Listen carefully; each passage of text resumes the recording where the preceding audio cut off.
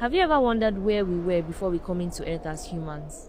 Well, before becoming human, souls lived in a place called the waiting room. It wasn't like heaven or hell. It was just white space with no sound, no time, no pain. In the waiting room, everything looked soft and endless, like a sky with no ceiling. No cold, no hunger, just souls floating, glowing, thinking.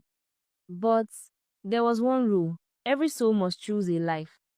In that place, souls watch people on earth like TV shows.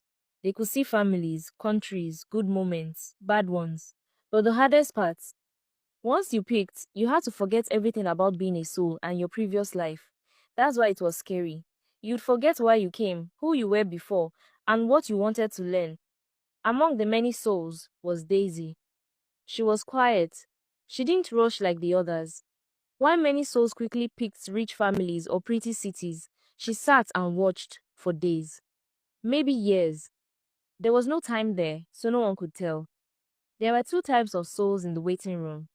The first timers were fresh souls who had never been born before and they had no say in anything.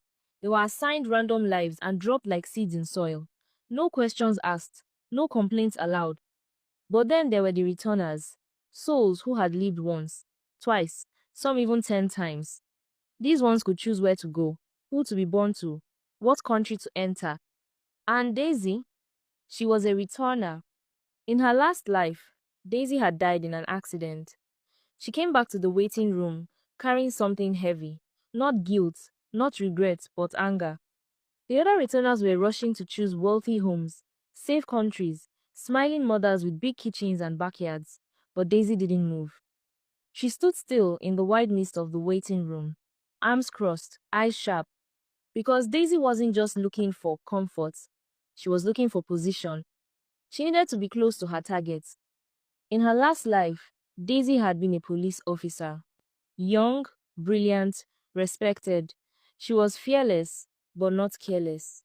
Her badge meant something. She fought hard for justice, for victims who had no voice. But what she carried closest to her heart was not just the job, it was her twin sister. Their connection was impossible to explain.